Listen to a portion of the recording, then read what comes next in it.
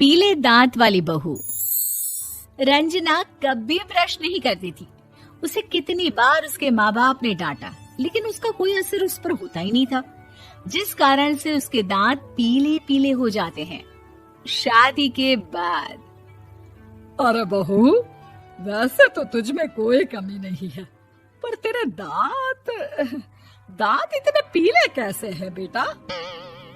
कैसे मतलब? कोई सर्जरी थोड़ी ना कराई है। वो तो क्या नाम, मैं ब्रश नहीं करती थी तो पीले हो गए। अब क्या करूं? आप कहें तो लाल करवा लूं या फिर काले? यार ये क्या है, क्यों माँ से लड़ रही हो? लड़ रही हूँ? अरे मैं लड़ रही हूँ या ये बोल रही है कि दांत पीले हैं, पीले। अरे तपस्या थोड़ी ना की है इन्हें पीले करने के लिए। बकायदा ब्रश नहीं किया है 20 साल तक, तब जाकर। छी, कैसी बात कर रही हो?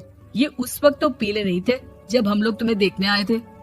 अरे तब साफ करवा लिया होगा डेंटिस्ट के पास जाकर। अब देखो कैसे पीले पीले लग रहे हैं।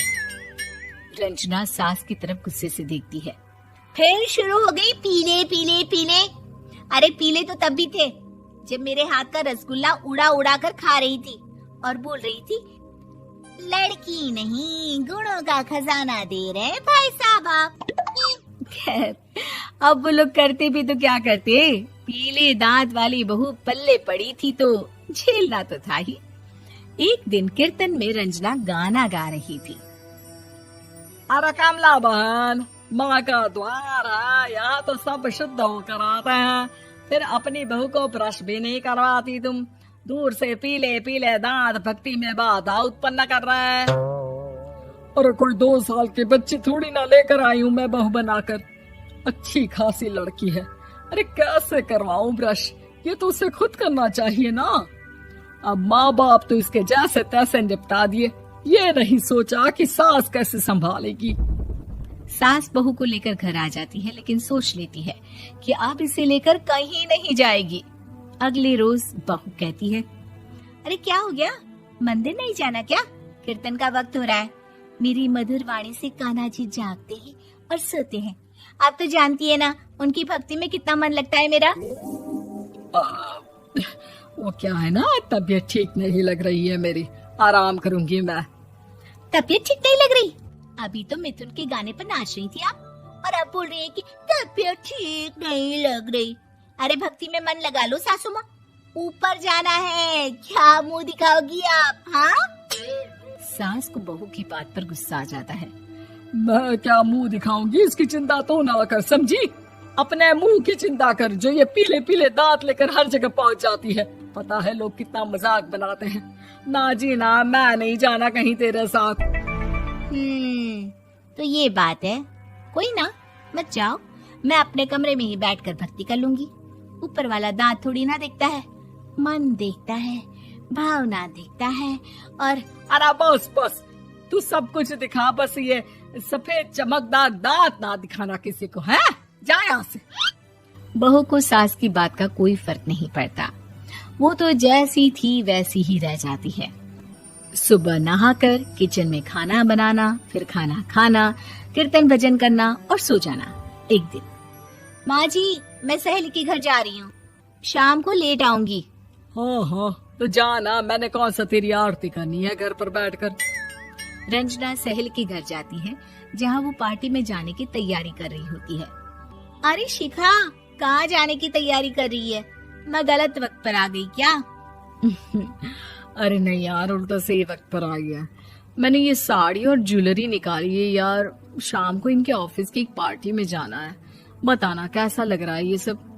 नहीं यार, इस ड्रेस के साथ तो वो वाली ज्वेलरी अच्छी लगेगी।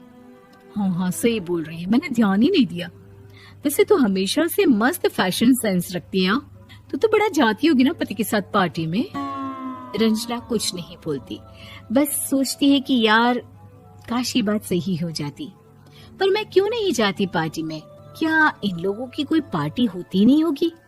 रंजना घर आती है और रात में पति से सवाल करती है, एक बात बताइए, आप मुझे किसी पार्टी में क्यों नहीं ले जाते? क्या आपके यहाँ ऑफिस में पार्टी नहीं होती? पति बेचारा क्या कहता कि दांत पीले हैं तुम्हारे इसलिए। अरे कोई पार्टी होती नहीं हम लोगों के ऑफिस में, तो कहाँ से लेकर जाऊं?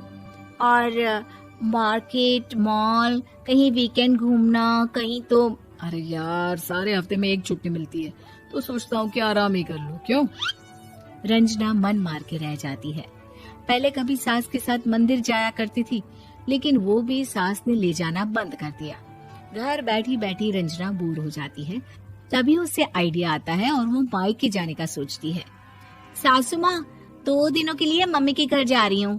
अच्छा अच्छा ठीक है, आराम से जा।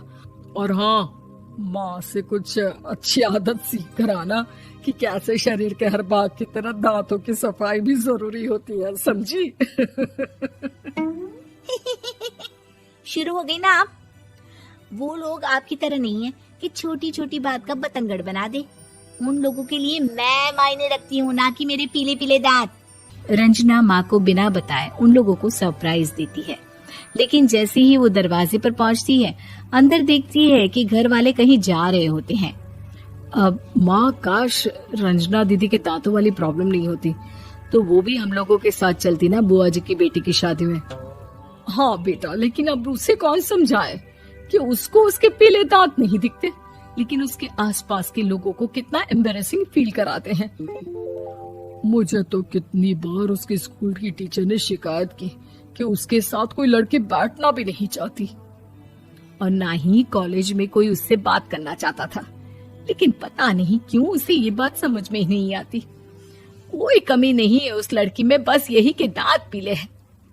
वो तो भला हो जीजा जी और उनकी माँ का, जो दीदी को जैसी है वैसे ही रखा हुआ है। रंजना को अपने घर वालों की बात सुनकर बहुत दुख होता है। वो सोचती है कि वो क्या करे, लेकिन फिर वो सीधा डेंटिस्ट के पास जाती है, अपने दांत चमकाती है और कसम खाती है कि वो रोज ब्रश करेगी। अरे क्या हो गया? तुम तो 2 दिनों के लिए गई थी ना, पर कोई ना, अच्छा है, चलो आ गई तो। रंजना सास के सामने आकर खड़ी हो जाती है और पूरी स्माइल करती है, उसके चमकदार दांतों को दिखाती हुई। हैं? चले मंदिर?